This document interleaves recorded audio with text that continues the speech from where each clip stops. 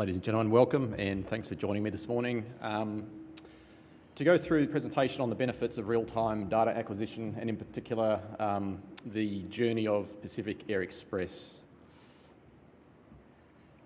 Just a little bit of background. Pacific Air Express was formed in 1993. It's fully privately owned, previously flew 727 freighters and most recently 737 freighters under ACMI, so Aircraft Crew Maintenance Insurance contracts. And in 2017, owners decided to purchase two 757 freighters and we went for our Australian Air Operator Certificate, which was issued on the 18th of December 2018. And CASA, which is the Civil Aviation Safety Authority of Australia, hadn't had an RPT AOC issued passenger or freighter in certainly the last decade, so it was quite a feat for a small operator such as us to attain our AOC. Where do we fly? Our approved area of operations out east of Hawaii, north of or northern China, west of Thailand, Vietnam, and as far south as you can go pretty much, south of Australia and New Zealand. Our approved RPT routes through the Australian regulator are from Australia up to Guangzhou, and we can charter anywhere in between. Given I'm a pilot by trade, I like to do things by checklist. So today I'll be covering just some regulatory requirements for health monitoring. What is AFIRS? What can it do? How does it do it? And in the more meaty part of the presentation will be the real-time monitoring, SATCOM, email text capability, ops control centre flight tracking, flight fuel if I've got time, and just some cost savings. I will be talking about some cost savings throughout the presentation as well. Regulatory requirements to have a health reliability program. This was the main driver for us using AFIRS, and this will become apparent throughout the presentation. A quick Google on my behalf on the FAA side of the house picked up the advisory circular on the left, and what it says is for an application under Part 119, you must have a continuing analysis surveillance system for operations under Part 121 and Part 135. On the Australian regulator side of the house, which is on the right-hand side of the presentation there, it says there is a requirement for an approved reliability program, and there's two parts to that. Not only do you have to have a reliability program, it has to be approved by the regulator, which is something we managed to achieve as well. On a side note,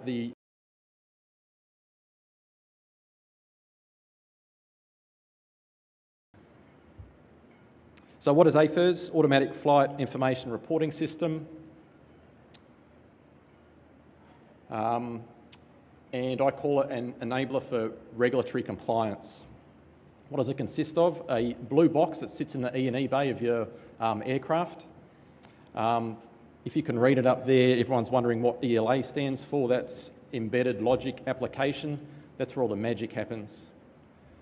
On the centre console of the flight deck, there's a panel, and that's just basically a SATCOM selector. And the main part of it is run through the MCDU, the multifunctional control display unit of the flight deck. If for operators that don't have MCDUs, there is another option, and that is just the SATCOM dialer pad, which would sit next to the AFIRS panel in the middle there. So full functionality if you haven't got MCDUs, which is a good thing.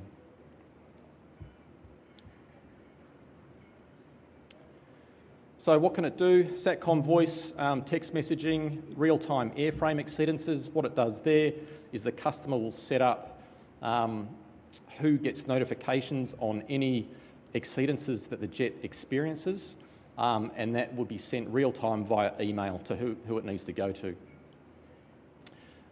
Global flight tracking, which we'll look more later, does ACARS over Iridium satellite network, automated UIs, so the out, off, on and in reports. For us, that's automatically populated into our OCC as well as our maintenance program. We use Rasada, the Envision stuff. Engine trending to the OEM. In our case, Rolls-Royce is our OEM provider, and they get reports for what they need to see. Real-time engine exceedances, which is the same as airframe exceedances. Fuel management and flight profile monitoring. We call it FDAP down in Australia. FAA, I believe, calls it FOQA, Flight Ops Quality Assurance. And there's another FDM, I think it's called Flight Data Management, is another terminology. When I refer to it, I'll just try and refer to it as FOQA from now on. And just quickly, the FDAP program wasn't the main driver for us implementing AFIRS. This was sort of a fallout when I noticed how much capability and how much data we could derive from the system. It naturally just overtook the existing QAR, the quick access recording system that we had. And we'll see more of that shortly. So how do we get live data to and where we need it? There's 4 steps. So from the AFIRS box that sits in the E&E bay, just quickly on that, the AFIRS box is plumbed into the ARINC 717 data bus, which is generally the only data bus that the existing quick access recording unit usually has access to. But this AFIRS box is also plumbed into the ARINC 429 data bus, and there's about another 16, I think, discrete inputs you can plumb into that, such as GPS and fuel. So a myriad of inputs and outputs from the AFIRS unit. The data is streamed real-time to the Iridium satellite network. That's processed through the gateway into the flight network. And this is where the customer sets up with flight where they need that information to go to. In our case, we have it going to, on the right-hand side there, our dispatch, our maintenance, flight safety gatekeeper, and the OEM, which is Rolls-Royce in our particular case. So that was a quick 7 minutes on what does AFIRS do and how does it do it. The next part is the meaty part of the presentation, I guess. Now, I'm not an engineer, but I know enough engineering to be dangerous, so I'll give it a crack.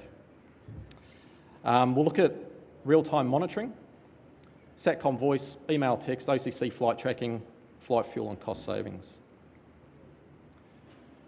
So real-time aircraft monitoring, engine health monitoring, or EHM. There's 2 subparts to this, flight profile monitoring and engine trend monitoring.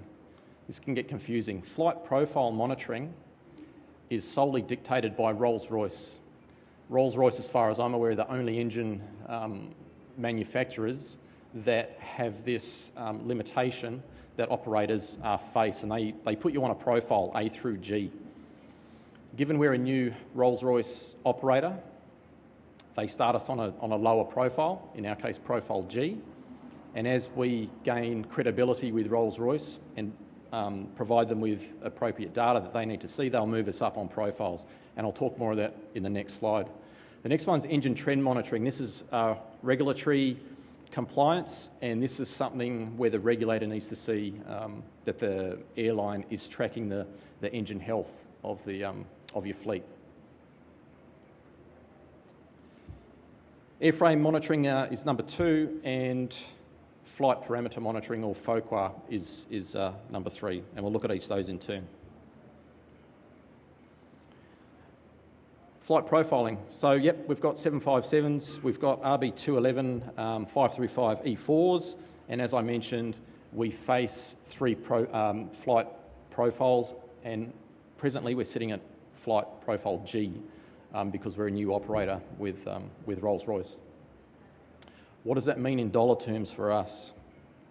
So if we take an example of a fan blade, just one of many, many life-limited parts on an engine or an airframe, profile G puts us, or Rolls-Royce say, under this profile, you're limited to 17,600 cycles of that fan blade. Once we get in Rolls-Royce good books, I guess, they'll say, yep, you can go to profile A, and we'll give you a 24,580 limit cycle on that fan blade. So what does that mean for us? That means about 2 years operational difference before we have to start pulling engines off, having jets out of service. So the cost to us is extremely high, being on a less favourable profile. This is where data acquisition is extremely important. Rolls-Royce have specific criteria that they need to see. So they need to see things like peak N1, N2, N3, peak EGT of certain flight profiles, such as in the takeoff phase, in the climb phase, and the cruise phase. What was challenging in the setup of this is what Rolls-Royce dictate is what exactly is the takeoff phase. Once that hurdle was overcome, this is what's spat out, and it's basically processed through flight, and it's an Excel spreadsheet that goes to Rolls-Royce once a month with exactly everything that Rolls-Royce need to see.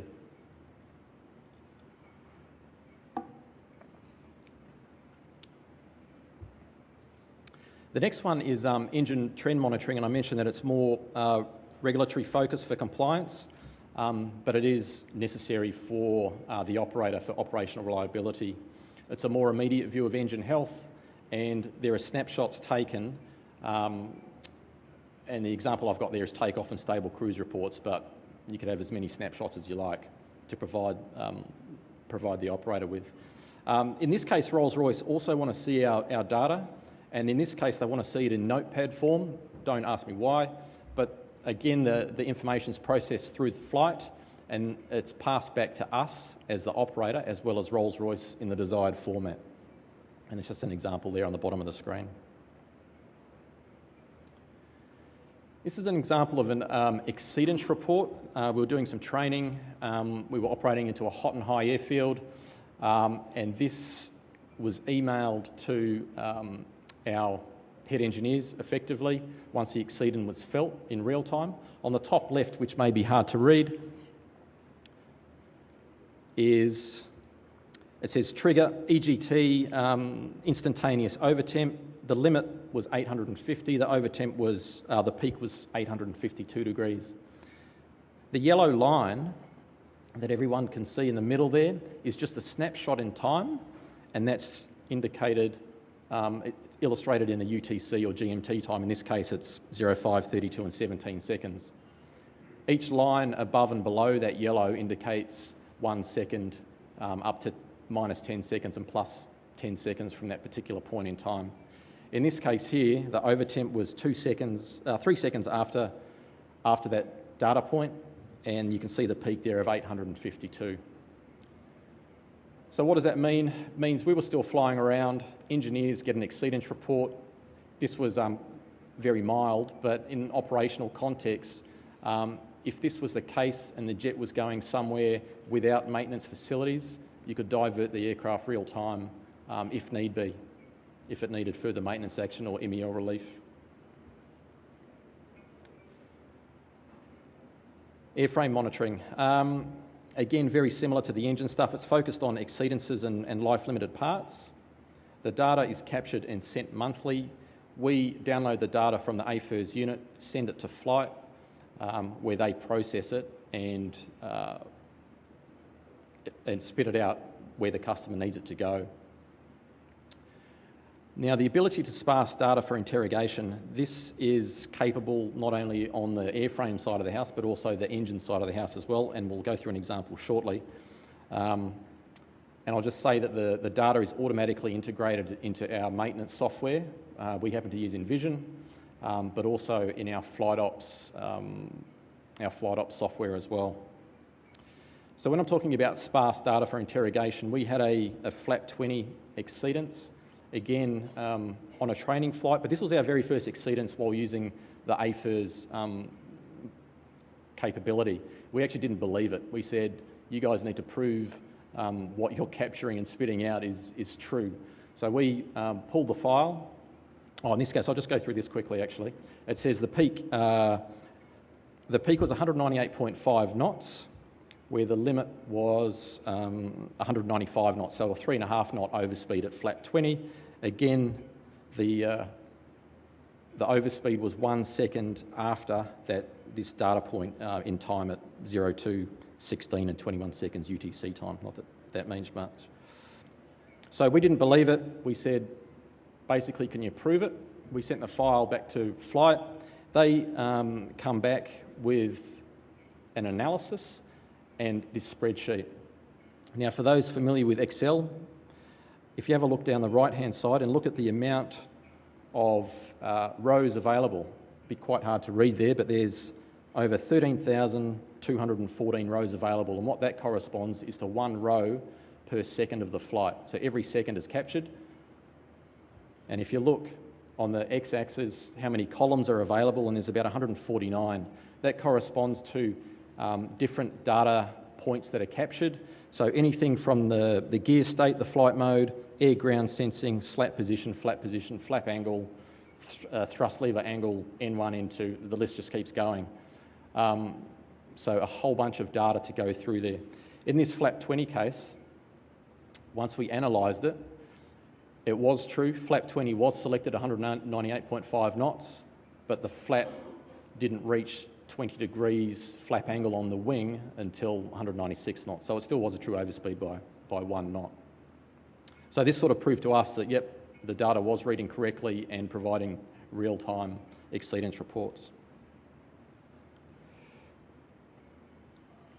Third thing we'll look at is the flight parameter monitoring, or FOQA.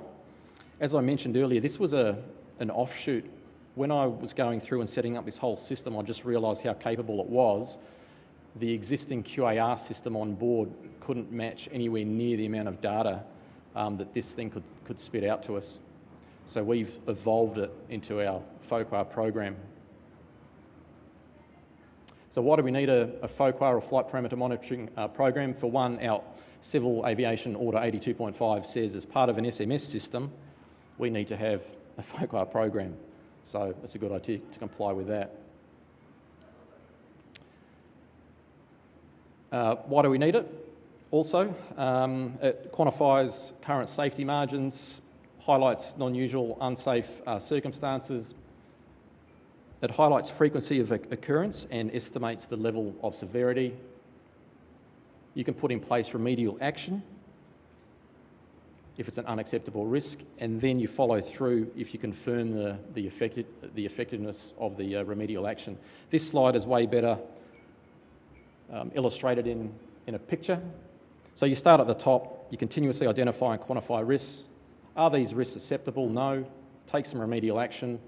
Was the action effective? No, it wasn't. So you're back into taking action again. Was it effective? Yes. And you're into the continuous loop cycle. This slide here illustrates some of the points where a FDAP or FOQA program might concentrate. I've circled here an example of, just say you may have had a tail strike or close to a tail strike. So the theme of the month might be rotation rates at certain airfields, or any airfield that the operator might go to.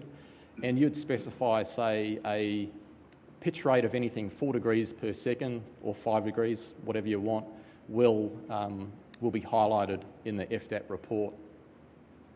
The rest of the list there is just certain examples. Another one would be, is the aircraft fully stable below 1,000 feet, AGL. More SOP or standard operating procedure compliance stuff. The list continues on this slide here.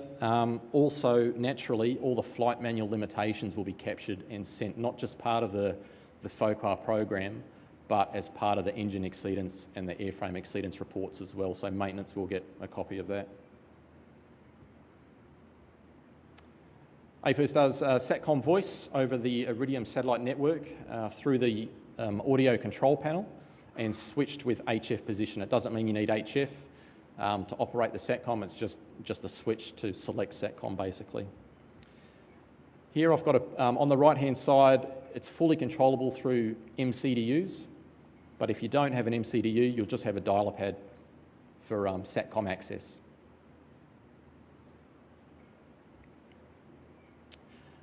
This has vastly underestimated the email text capability. For those operators that don't have ACARS or CPDLC, having access to email and text is by far the next best thing.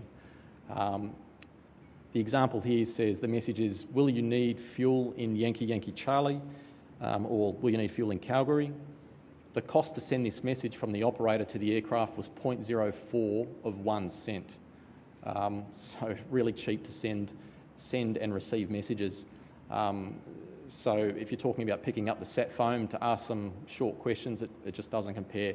Also, if you're out of HF range or you're not talking on VHF, email and text is phenomenal capability to have.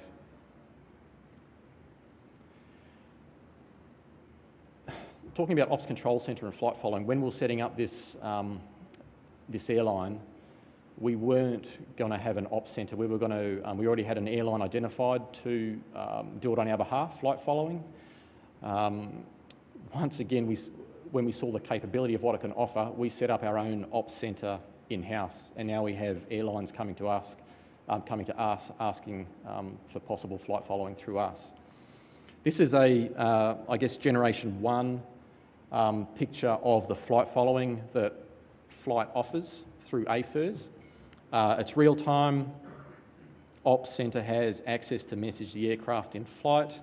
I won't dwell on this too much. The next generation version is being rolled out now to new customers. Once Flight purchased Panasonic weather systems, they're sort of evolving to this flight following here, and it's going to have real-time weather overlays and a whole bunch of other stuff. If customers are interested in that, if just they see Derek or Mike at the flight booth, and they can delve into more information regarding flight following. But for us, it enabled us to set up our own in-house flight following. AFIRS is capable, yes, of CPDLC, fans and ATC Safety Services voice. We don't currently use it because it's not appropriate for our operation.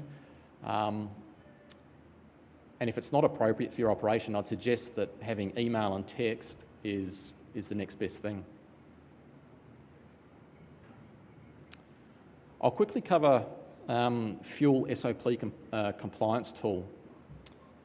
I hope that's readable up there. So all the fuel data is all tracked and available to the operator as well. On the left, I've circled it there in red, the operator can specify a date and time that they're interested in looking at, and in this case, it was a 6-week period in November, December 2010. So the data's old, but certainly still relevant.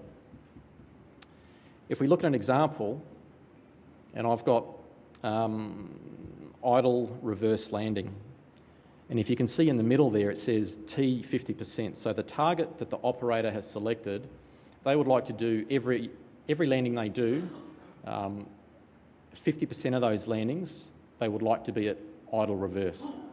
The A under the T says they managed to achieve 23.48% of that target, hence the line next to it's in red, so target wasn't achieved.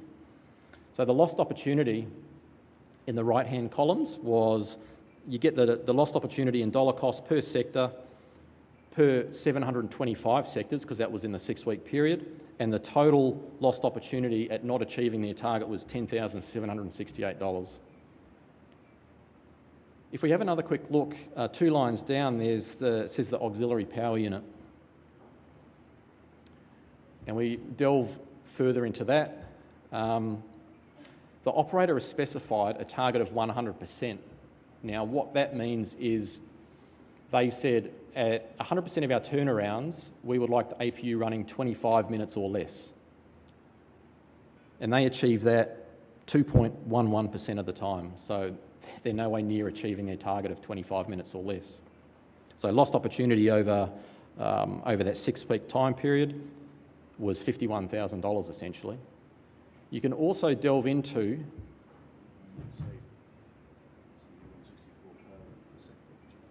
Yeah, fuel. So if you want to delve into it further, I've selected an airport there, Mike Uniform November, and I think that's Cancun. So over that 6-week time period, there was 94 turnarounds, and it says 94 were over the limit, so they never achieved their goal. It's given fuel burned of close to 10 tonne, and the lost opportunity was $6,483. So there's $1,000 a week they're losing in Cancun just from their turnaround. So I'd suggest that they've got some ground handling issues down there. Maybe the external power carts aren't working or whatever. So it enables the operator to go do some homework and save lots of money. Cost savings I've been talking about has been going along. Flight profiling and engine profiling for us, moving up the profiles through Rolls-Royce gets us up onto profile A, which is going to save us not only dollar amounts but having the jet in service through not having it out of service with engine changes and life-limited parts. FDAT program, easy to picture of the cost of not mitigating risk, worst case scenario. We've enabled to have our own ops control centre in-house, and the benefit of having the opportunity of real-time diversion if the operator needs it. If there is an exceedance going on and the jet needs to go to an airfield when it can receive MEL relief or further maintenance action, rather than being stuck at somewhere else. The other obscure one that I wasn't unaware of initially was hull insurance. Other operators have benefited by providing AFIRS risk profiling to the underwriters.